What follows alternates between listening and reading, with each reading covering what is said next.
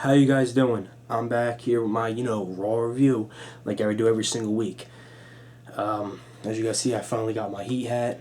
I actually went out and bought a new one. I said, F it, Mitchell and Ness, that official shit, you know what I'm saying? Because I had one, it was just like this, but it was black up here, same logo, and this was, I think, red, I think the brim. But remember I told you me and my boy were at a party, and my boy got drunk or something, and my hat got missing. I ended up getting it. Remember I told you it was ruined. Well, I just got a new one today, thank God, because that's my fucking team, man. I didn't want to get it after the game, after the finals, but I was thinking about doing it because they go on sale then. But I was like, fuck it, because then maybe people would be like, oh, you're a front runner, you're a bandwagon, whatever. When I was always a Heat fan. I just had that one hat. It got stolen, so I don't know. I mean, not stolen, just mismatched. But let's get down to Raw tonight. Great show in my opinion, but let's get down to it. First match of the night was Kurt Angle defeats Triple H. And the way he defeated Triple H was Vince McMahon came out, says disqualification, the winner is Curtis Axel.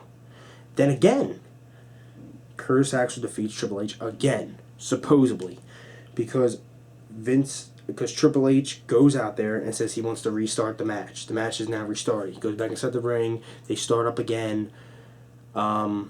Then Vince says the what was it? Oh, match ends by forfeit.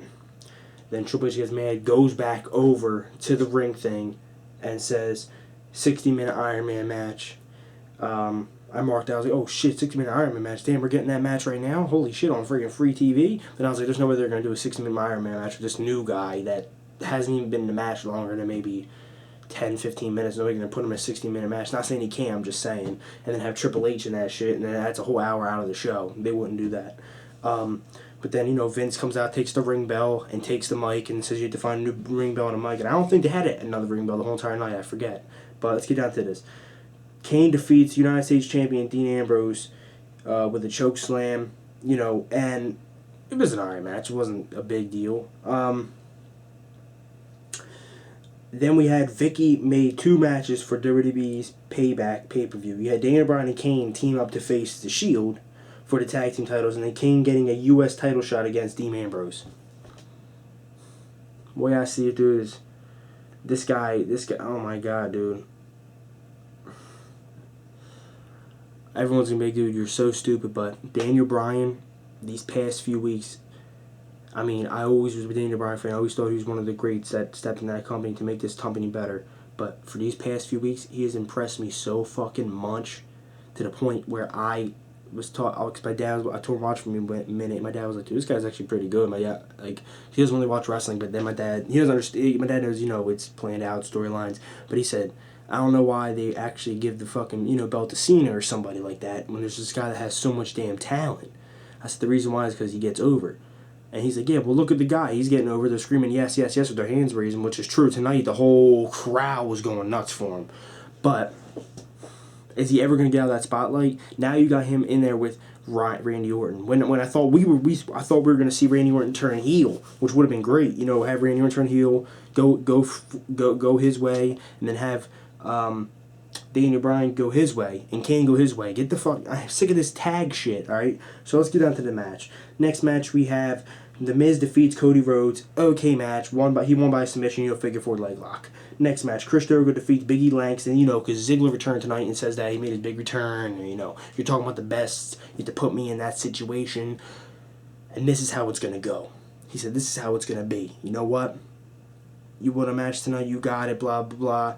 Against Big E. So Chris Jericho defeats Big E. Antonio Cesaro defeats Sin Cara. I don't really, care about that match. I watched it for a few seconds. Then we got Randy Orton versus Roman Reigns. Was a no contest. Okay, whatever. But then we get Daniel Bryan defeats Seth Rollins. Sorry, Rollins, my bad. Or Rollins, whatever you want to call it. Let me tell you this right now. That was one of the best fucking matches I've seen in WWE in the longest time.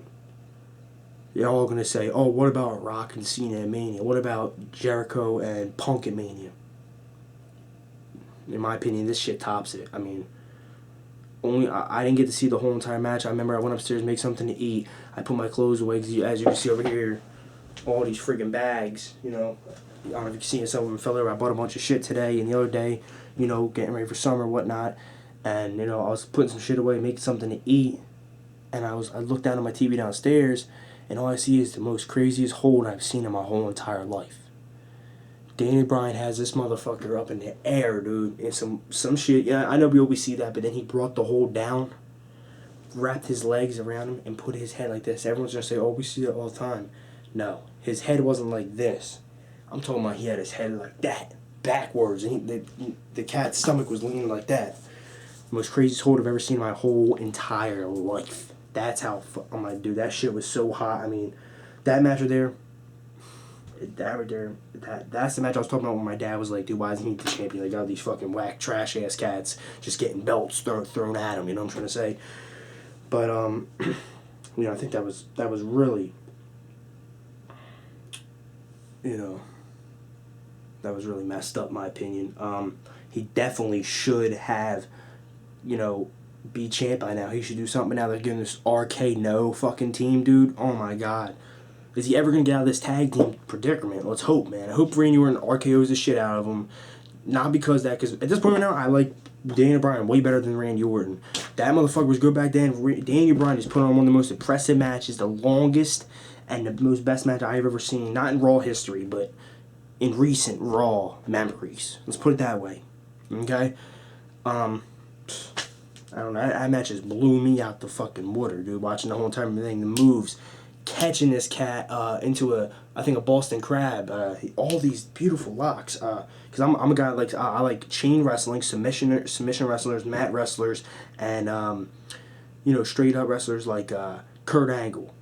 I ain't gonna say that guy. Fuck Chris Benoit, that damn asshole. Kurt Angle. Who else? Kurt Angle, CM Punk, Daniel Bryan. You know them cats. Them machines. Put that way, Taz, back when Taz was in ECW, back when he used to wrestle. Let's get on to the next thing. So then we have Big E Langston reveals himself as Caitlyn's secret admirer, brings her flowers, act like he was going to kiss her, then drops her to the mat. Then AJ comes out, you know, says her shit. I got you, blah blah blah blah. I don't really care. I know it's a storyline, but I felt a little bad, you know. But still, I want AJ to take that title at Payback. My Payback thing is coming soon, probably after SmackDown, because, you know, matches just like Extreme Rules, they keep making more matches that we didn't even expect. Now, next match was Damian Sandow defeats R-Truth. Didn't really care for this match. It was alright. Not really nothing. I'm like, oh wow, blown away. But Stephanie McMahon tricked Triple H and Vince McMahon to appear in the same place at the same time. Like, she was telling, tell my husband to come to our office, and then he said, tell my dad it's important, she needs him, blah blah. They met up, and then it came, you know, they were pissed off at each other, fighting back and forth, and I thought Triple H was going to say, I want to verse you, but it's probably going to end up doing that. Let's see how this goes, because this is actually great, because it's taking away the shadow from fucking Cena for once, and the Ryback thing. It's taking away shadow from Cena, and it's putting it towards Triple H and Vince. I like it. I love it. As long as the shadow's away from these cats. So now cats that are old heads, or love wrestling, can't complain no more and be like, oh, what the fuck, man, the whole light's on Cena. I haven't seen light on Cena for the past, week or two now, since Curtis Axel stepped in the motherfucking building. I'm loving it. Oh yeah, and Curtis Axel's fighting at Payback. I hope my boy takes the belt, you know, and everyone's gonna say, oh, why? Because he's a newcomer, man. I need these new cats are the generation that's gonna have us motherfucking get this shit going. I know he's been there with Nexus, but we need him to win. If you want WWE to change, if you want the scene out of here, you want whatever you don't like out of here, you need to want the new cats, like Daniel Bryan. You want Daniel Bryan to be WWE champion. You want Kurt Angle to be Intercontinental. Ziggler to keep the world title. You know, these are the freaking cats you need to rely on. The Shield, you know what I'm saying? So that's the way I see it. And then, next you know, Triple H and Stephanie McMahon, they hug it out. Whatever. And Triple H, Stephanie McMahon and Vince McMahon, they all both hug it out. But look like some heat there. Then we got John Cena and Ryback go face to face. And, you know, they had a confrontation before Payback, and they had lumberjacks out there and all that bullshit.